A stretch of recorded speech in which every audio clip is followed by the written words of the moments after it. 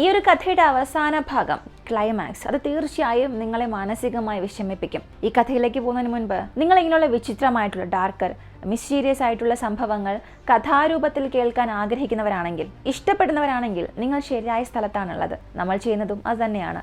എല്ലാ ദിവസവും നമ്മുടെ ചാനലിലും അങ്ങനെയുള്ള വീഡിയോസ് അപ്ലോഡ് ചെയ്യുന്നുണ്ട്. ഇതിൽ നിങ്ങൾക്ക് താല്പര്യമുണ്ടെങ്കിൽ ദയവ് ചെയ്ത് ഇപ്പോൾ തന്നെ സബ്സ്ക്രൈബ് ചെയ്തിട്ട് ഈ വീഡിയോയ്ക്ക് ഒരു ലൈക്ക് തരിക. നിങ്ങൾ നൽകുന്ന ലൈക്കിലൂടെ മറ്റൊരുപാട് പേരിലേക്ക് ഈ വീഡിയോ കൊണ്ടെത്തിക്കാൻ സഹായിക്കും.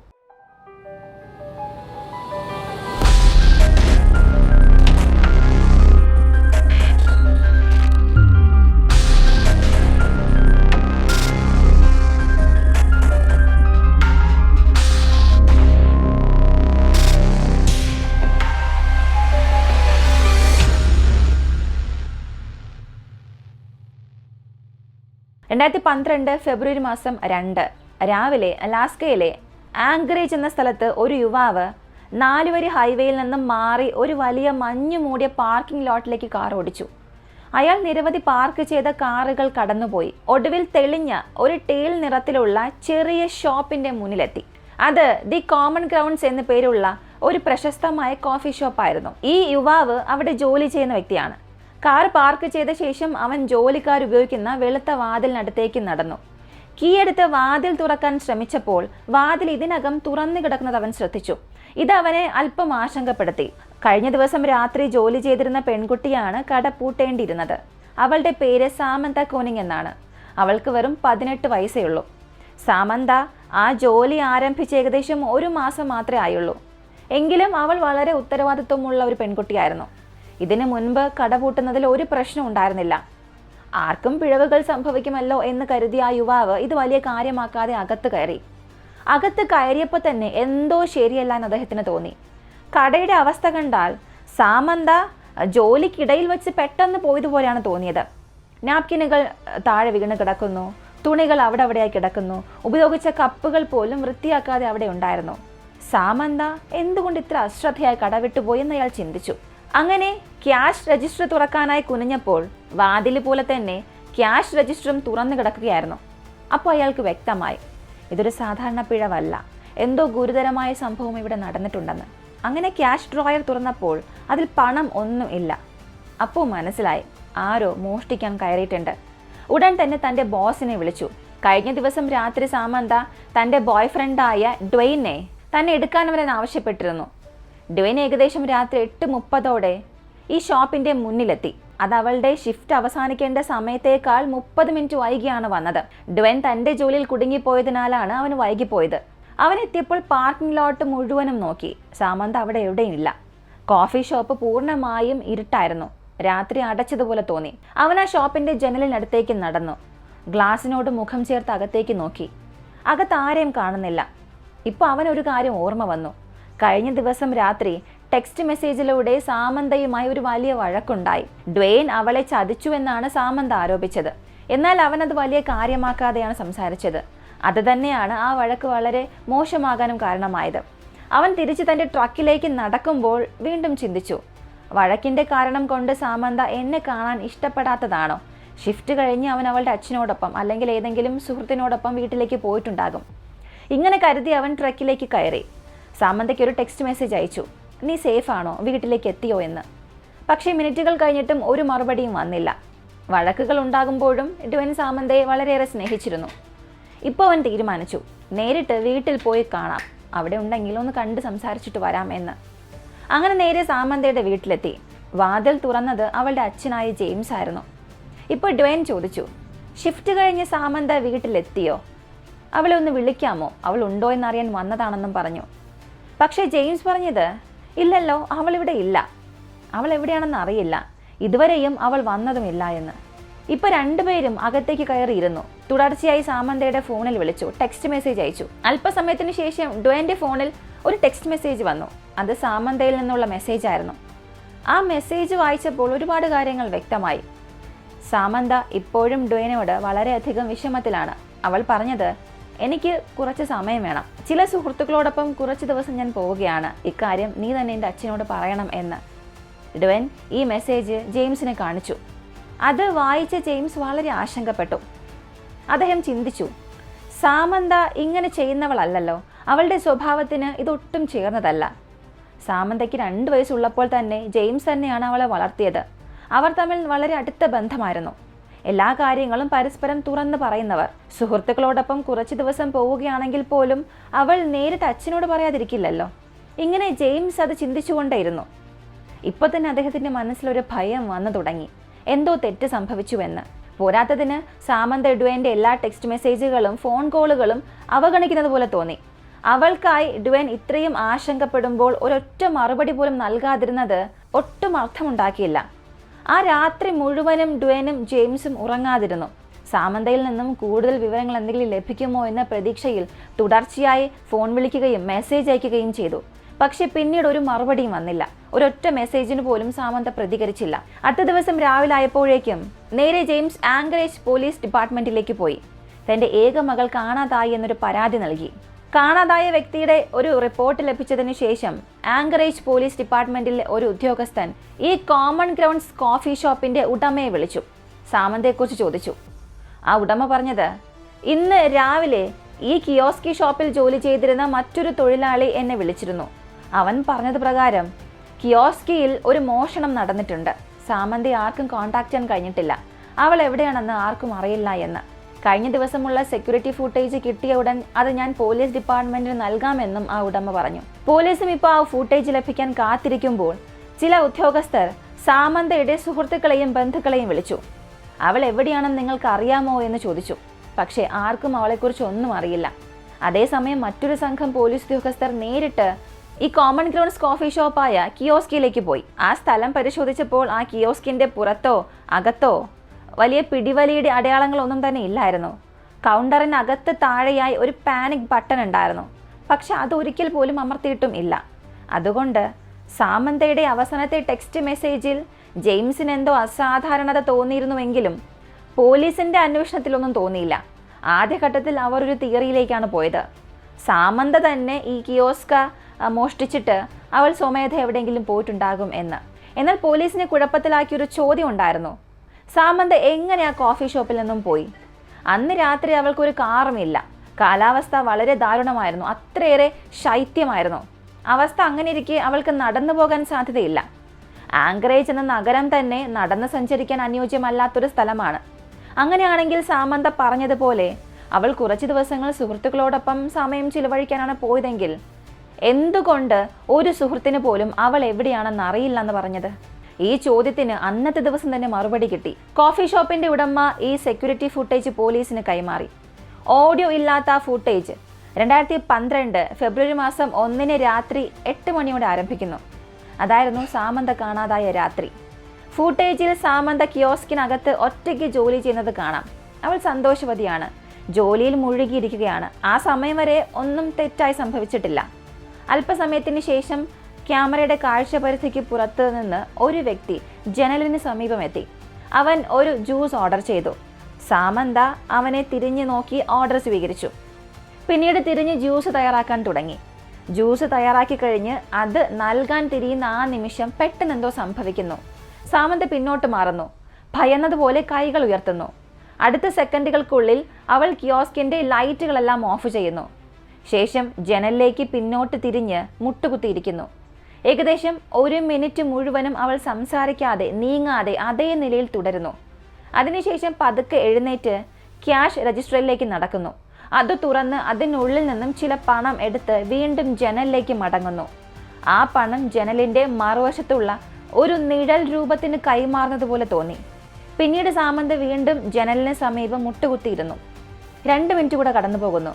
അതിനുശേഷം ജനലിന് പുറത്തുള്ള ആ വ്യക്തി തൻ്റെ മുഴുവൻ മേൽഭാഗവും കിയോസ്കിനുള്ളിലേക്ക് കുനിക്കുന്നു. അവൻ താഴേക്ക് കൈനീട്ടി സാമന്തയുടെ കൈകൾ കെട്ടുന്നതുപോലെ തോന്നുന്നു. കിയോസ്കിന്റെ അകത്ത് വളരെ ഇരുട്ടായതിനാൽ ഫുട്ടേജ് മങ്ങിയതും വ്യക്തമല്ലാത്തതുമായിരുന്നു. ആ വ്യക്തി ആരാണെന്ന് തിരിച്ചറിയാൻ ഒരു വിധത്തിലും സാധിച്ചില്ല. എന്നാൽ ഒരു കാര്യം വ്യക്തമായി, അവനൊരു പുരുഷനാണ്. അവൻ ഒരു വലിയ സ്വെറ്റ് ഷർട്ട് ധരിച്ചിരുന്നു. മുഖം മറയ്ക്കുന്ന വിധം താഴേക്ക് വലിച്ചിട്ടൊരു തൊപ്പി. സാമന്തയുടെ കൈകൾ കെട്ടിയ ശേഷം അവൻ ജനൽ വഴി കിയോസ്കിനുള്ളിലേക്ക് ചാടുന്നു. പിന്നീട് ജനൽ അടയ്ക്കുന്നു. അവൻ സാമന്ത എഴുന്നേൽപ്പിക്കുന്നു. ഒരു തോക്ക് അവൾക്ക് പിന്നിലേക്ക് അമർത്തുന്നു. പിന്നീട് ജീവനക്കാരുടെ വാതിൽ വഴി അവളെ പുറത്തേക്ക് കൊണ്ടുപോകുന്നു. പാർക്കിംഗ് ലോട്ടിലൂടെ അവളെ നടത്തിപ്പിച്ച് ഒരു വെളുത്ത പിക്കപ്പ് ട്രക്കിലേക്ക് എത്തിക്കുന്നു. അവളെ അതിൽ കയറ്റി അവരവിടെ നിന്നും പോകുന്നു. അടുത്ത കുറച്ച് ദിവസത്തിലുടനീളം ഈ ഒരു കേസ് ആങ്കറേജ് പോലീസും FBI-യും ചേർന്ന് അന്വേഷിച്ചു. പക്ഷെ അവർ നേരിട്ടത് തടസ്സങ്ങൾ മാത്രമായിരുന്നു. തെളിവുകൾ ഒന്നുമില്ല. അവർക്കുണ്ടായിരുന്ന ഒരേയൊരു കാര്യം ആ വ്യക്തിയെ തിരിച്ചറിയാൻ കഴിയാത്തത്ര മങ്ങിയ സർവൈലൻസ് ഫുട്ടേജ് മാത്രം. അതേസമയം സാമന്തയുടെ അച്ഛൻ ജെയിംസ് ആങ്കറേജിൽ താമസിച്ചിരുന്ന ഏകദേശം 3 ലക്ഷം ആളുകളുടെ സപ്പോർട്ട് തനിക്ക് വേണമെന്നാവശ്യപ്പെട്ടു. അദ്ദേഹത്തിൻ്റെ ശ്രമങ്ങൾ അത്രമേൽ ശക്തമായിരുന്നു. രാജ്യമാകെ വലിയ വാർത്താ മാധ്യമങ്ങളുടെ ശ്രദ്ധ ഈ കേസിലേക്ക് തിരിഞ്ഞു. പെട്ടെന്ന് തന്നെ സാമന്തയുടെ കഥ ഒരു ദേശീയ വാർത്തയായി മാറി. അത് അപരിചിതരായ ആളുകളെപ്പോലും ആയിരക്കണക്കിന് ഡോളർ പ്രതിഫല നിധിയിലേക്ക് സംഭാവന ചെയ്യാൻ പ്രേരിപ്പിച്ചു. സാമന്തയെക്കുറിച്ച് വിവരങ്ങൾ നൽകുന്നവർക്ക് ഒരു വലിയ പ്രതിഫല തുക നൽകുമെന്നായിരുന്നു വാഗ്ദാനം. പക്ഷേ ഈ തുക ദിവസം തോറും വർദ്ധിച്ചിട്ടുകൂടിയും മാധ്യമങ്ങളുടെ ശ്രദ്ധ കൂടിയിട്ടും ഈ കേസിൽ കാര്യമായ മുന്നേറ്റം നൽകുന്ന ഒരു വിവരവും നൽകാൻ ആരും മുന്നോട്ട് വന്നില്ല. അതിനുശേഷം സാമന്ത ഡ്വേനുമായോ അവളുടെ അച്ഛനുമായോ ഒരിക്കലും കോൺടാക്ട് ചെയ്തില്ല. ഫെബ്രുവരി മാസം 24 സാമന്ത കാണാതായി 3 ആഴ്ചകൾ കഴിഞ്ഞപ്പോൾ അവളിൽ നിന്നും ഒരു വിവരവും ലഭിക്കാത്ത സാഹചര്യത്തിൽ ഡ്വേന് സാമന്തയുടെ ഫോൺ നമ്പറിൽ നിന്നും ഒരു മെസ്സേജ് ലഭിച്ചു. അതിൽ പറഞ്ഞത് സമീപമുള്ള ഒരു പബ്ലിക് പാർക്കിലെ വാർഡിലേക്ക് പോവുക എന്നായിരുന്നു. ഉടൻ തന്നെ ഡ്വേനും ജെയിംസും മെസ്സേജ് വായിച്ച് പോലീസിനെ ഏൽപ്പിച്ചു. ശേഷം അവർ അതിവേഗം പാർക്കിങ്ങിലോട്ട് പുറപ്പെട്ടു. പോലീസ് എത്തുന്നതിന് 15 മിനിറ്റ് മുൻപ് തന്നെ അവർ എത്തി. ഡ്വേനും ജെയിംസും പാർക്കിങ്ങിലെ ഗേറ്റ് കഴിഞ്ഞ് അകത്തേക്ക് കടന്നു. പ്രധാന വഴിയിലൂടെ നടക്കാതെ അവരൊരു ബോർഡിന് മുന്നിൽ നിന്നു. ആ ബോർഡ് ബുള്ളറ്റിൻ ബോർഡായിരുന്നു. അവിടെ സിപ്പ് ലോക്ക് ബാഗ് തൂക്കിയിട്ടിരുന്നു. അതിനകത്ത് ടൈപ്പ് ചെയ്ത ഒരു ലെറ്റർ ഉണ്ടായിരുന്നു. ആ ലെറ്ററിൽ സാമന്തയുടെ ഒരു ഫോട്ടോ ഉണ്ടായിരുന്നു. അവളുടെ മുഖഭാവം ശൂന്യമായി, അല്പം മങ്ങിയ പോലെ, ക്യാമറയ്ക്ക് നേരെ നോക്കാത്ത രീതിയിൽ ഒരല്പം വശത്തേക്ക് നോക്കുന്ന രീതിയിലുള്ള ഒരു ഫോട്ടോ. ഫോട്ടോയിൽ ഒരു പുരുഷൻ ആങ്കറേജ് ഡെയിലി ന്യൂസ് പത്രം കയ്യിൽ പിടിച്ചിരിക്കുകയാണ്. പത്രത്തിൻ്റെ തീയതി 2012 ഫെബ്രുവരി മാസം 13 ആയിരുന്നു. ഇതൊരു പ്രൂഫ് ഓഫ് ലൈഫ് ഫോട്ടോ ആയിരുന്നു. അതായത് ഫെബ്രുവരി മാസം 13 വരെയും അവൾ ജീവിച്ചിരിപ്പുണ്ട് എന്ന് തെളിയിക്കുന്ന ഒരു ഫോട്ടോ ആയിരുന്നു. ജെയിംസിനും മറ്റുള്ളവർക്കും ഇത് വലിയ ആശങ്കയാണെങ്കിലും അവൾ ഇപ്പോഴും ജീവിച്ചിരിപ്പുണ്ടല്ലോ എന്നൊരു സമാധാനം അവർക്കുണ്ടായി. ആ കുറിപ്പിൽ ആവശ്യപ്പെട്ടത് ജെയിംസ് ഉടൻ തന്നെ $30,000 മകളുടെ അക്കൗണ്ടിലേക്ക് ഡെപ്പോസിറ്റ് ചെയ്യണം. അത് ചെയ്താൽ 6 മാസത്തിന് ശേഷം സാമന്തയെ വിട്ടയക്കുമെന്നായിരുന്നു മറുപടി. FBI-യുടെ നിർദ്ദേശപ്രകാരം ജെയിംസ് ഡെപ്പോസിറ്റ് നടത്തി. പിന്നീട് FBI നിരീക്ഷിച്ചു കൊണ്ടിരുന്നു. അക്കൗണ്ടിൽ നിന്നും പണം പിൻവലിച്ചാൽ അവർക്ക് ട്രാക്ക് ചെയ്യാൻ കഴിയുമായിരുന്നു. എന്നാൽ അല്പ ദിവസത്തിന് ശേഷം ആങ്കറേജിൽ 3 വ്യത്യസ്ത ATM-കൾ വഴി പണം പിൻവലിച്ചു. ഓരോ തവണയും FBI അറിയുകയും അധികാരികൾ അവിടെ എത്തുന്നതിന് മുൻപ് തന്നെ ആ വ്യക്തി രക്ഷപ്പെട്ടിരുന്നു. സെക്യൂരിറ്റി ഫുട്ടേജ് പരിശോധിക്കുമ്പോൾ പണം പിൻവലിച്ചത് സ്കീ മാസ്കും സൺഗ്ലാസും ധരിച്ചൊരു പുരുഷനായിരുന്നു. ആ 3 ATM-ൽ നിന്നും പണം പിൻവലിച്ചു കഴിഞ്ഞതിന് ശേഷം അക്കൗണ്ട് ഒരാഴ്ചകളോളം ശാന്തമായിരുന്നു. സാമന്തയിൽ നിന്നും പിന്നെ ഒരു വാർത്തയും ഇല്ല. പിന്നീട് മാർച്ച് മാസം 7 പണം വീണ്ടും പിൻവലിച്ചു. അരിസോണ, ന്യൂ മെക്സിക്കോ, ടെക്സസ് ഇങ്ങനെ ഓരോ സ്ഥലത്തേക്കും അധികാരികൾ ഓടിയെത്തിയെങ്കിലും സ്കീ മാസ്കും സൺഗ്ലാസും ധരിച്ച ഒരാൾ അവരെത്തുന്നതിന് മുൻപ് തന്നെ പോയിരുന്നു. പക്ഷേ ടെക്സസിൽ നിന്നും അവർക്കൊരു ബ്രേക്ക് ത്രൂ ലഭിച്ചു. ടെക്സസിലെ ATM സെക്യൂരിറ്റി ഫുട്ടേജിൽ ഈ ആള് കയറുന്ന കാർ വ്യക്തമായി കണ്ടു. ചെറിയൊരു സെഡാൻ കാറായിരുന്നു. ഹൈവേ വഴി കിഴക്കോട്ട് പോകുന്നതും ആ ഫുട്ടേജിൽ പതിഞ്ഞിട്ടുണ്ട്. ഇത് കണ്ടതിന് ശേഷം ടെക്സസ് അധികാരികൾക്ക് ഒരു അലേർട്ട് നൽകി. മാർച്ച് മാസം 13 ടെക്സസിലെ ഒരു ഹോട്ടൽ പാർക്കിംഗ് ലോട്ടിൽ ഈ കാർ കണ്ടെത്തി. അല്പസമയത്തിന് ശേഷം ഒരു 30 വയസ്സ് തോന്നിക്കുന്ന പുരുഷൻ ഹോട്ടൽ മുറിയിൽ നിന്നും പുറത്തേക്ക് വരുന്നു. കാറിനടുത്തേക്ക് നടന്ന് അകത്തേക്ക് കയറി. പോലീസ് ഉടൻ തന്നെ ആ കാറ് തടഞ്ഞു നിർത്തി. ആ ഡ്രൈവറുടെ വിൻഡോയ്ക്ക് അടുത്തെത്തിയപ്പോൾ ആ പുരുഷൻ വളരെ ശാന്തനായിരുന്നു. ലൈസൻസ് ചോദിച്ചപ്പോൾ അവനൊരു അലാസ്കൻ ഡ്രൈവിംഗ് ലൈസൻസ് കാട്ടി. പേര് ഇസ്രായേൽ കീസ്, വയസ്സ് 34, താമസം ആങ്കറേജിലാണ്. പോലീസിന് മനസ്സിലായി ഇവൻ തന്നെയാണ് സാമന്തയെ തട്ടിക്കൊണ്ടുപോയതെന്ന്. ഉടൻ തന്നെ ബാക്കപ്പ് ടീമിനെ വിളിച്ചു. അല്പസമയത്തിനുള്ളിൽ കീസിന്റെ കാർ പരിശോധിച്ചു. ട്രക്കിൽ നിന്നും കണ്ടെത്തിയത് സ്കീ മാസ്ക്, ATM ഫുട്ടേജുമായി വ്യക്തമായും പൊരുത്തപ്പെടുന്ന വസ്ത്രങ്ങൾ, തോക്ക്, സാമന്തയുടെ മൊബൈൽ ഫോൺ, ഡെബിറ്റ് കാർഡ് എല്ലാം പോലീസ് ശേഖരിച്ചു. ഈ കേസിനെ അറസ്റ്റ് ചെയ്തപ്പോൾ ആദ്യം അവൻ എല്ലാം നിഷേധിച്ചു. എനിക്ക് സാമന്തയെ കാണാതായതിൽ യാതൊരു ബന്ധവും ഇല്ല എന്ന്.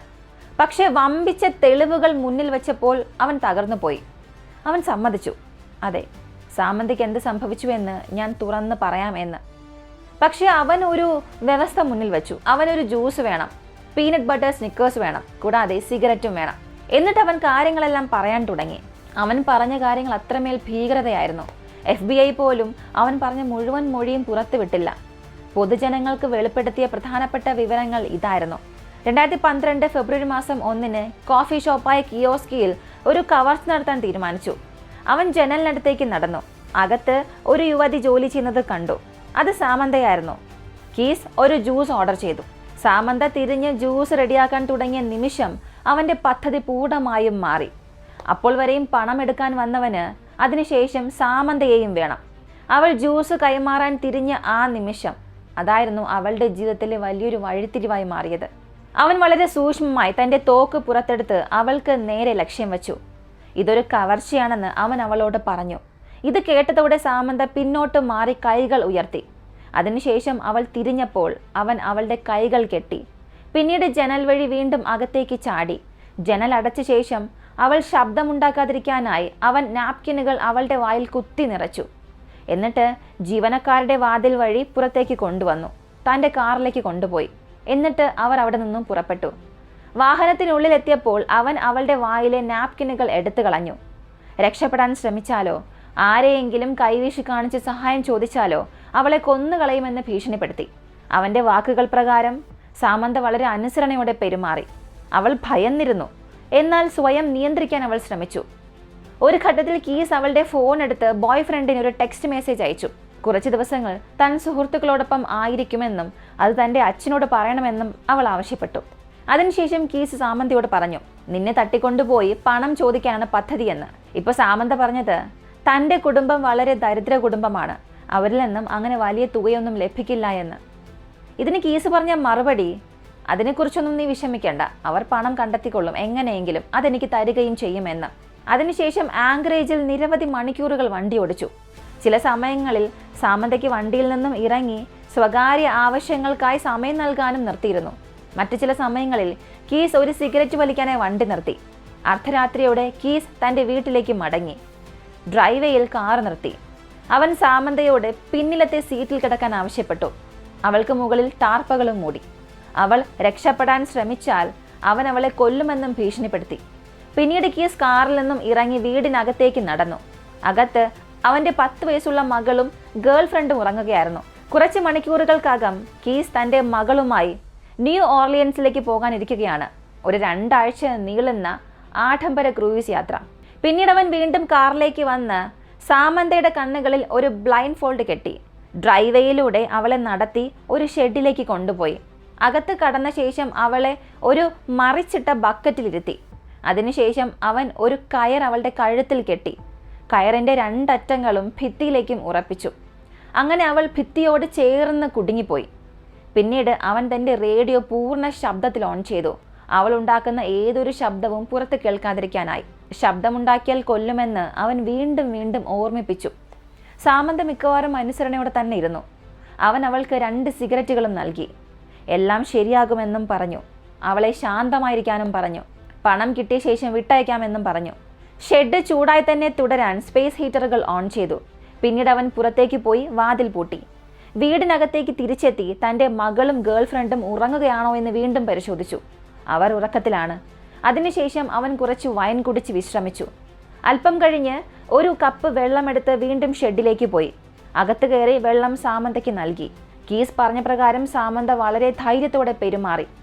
അവൾക്ക് ഭയമുണ്ടായിരുന്നെങ്കിലും അവൾ ചോദിച്ചു, നിങ്ങൾ എൻ്റെ അച്ഛനോട് സംസാരിച്ചോ, പണം ചോദിച്ചോ എന്ന്.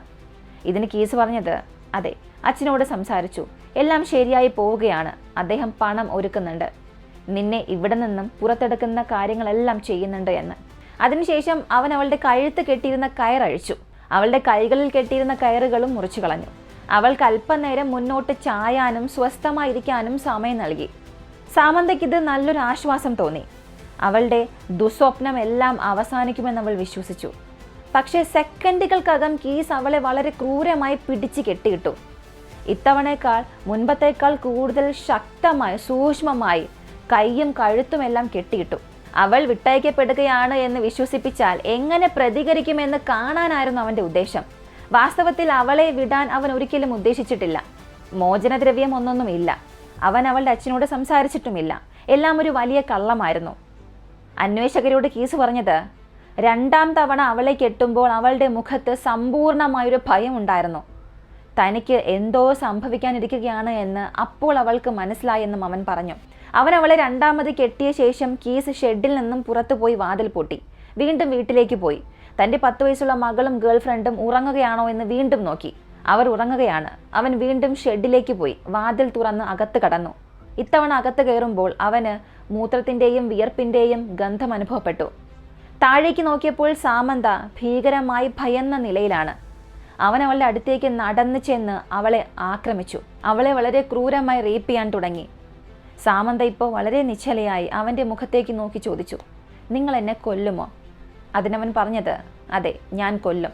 അവൻ തൻ്റെ ലെതർ ഗ്ലാസുകൾ ധരിക്കുമ്പോൾ ഒരിക്കലും ഇങ്ങനെയൊന്നും ചെയ്യരുത് എന്ന് വളരെ ശാന്തമായി അപേക്ഷിക്കാൻ തുടങ്ങി. പക്ഷെ കീസ് പറഞ്ഞു, ഇനി മറ്റൊരു വഴിയില്ല. കീസ് അന്വേഷണ ഉദ്യോഗസ്ഥരോട് പറഞ്ഞത്, സാമന്ത അപ്പോൾ കാണിച്ച ധൈര്യം അതെന്നെ ഏറെ അതിശയിപ്പിച്ചു എന്ന്. രാവിലെ 4 മണിക്ക് തൊട്ടു മുൻപ് കീസ് ഒരു കത്തി സാമന്തയുടെ പിന്നിൽ തന്നെ കുത്തി.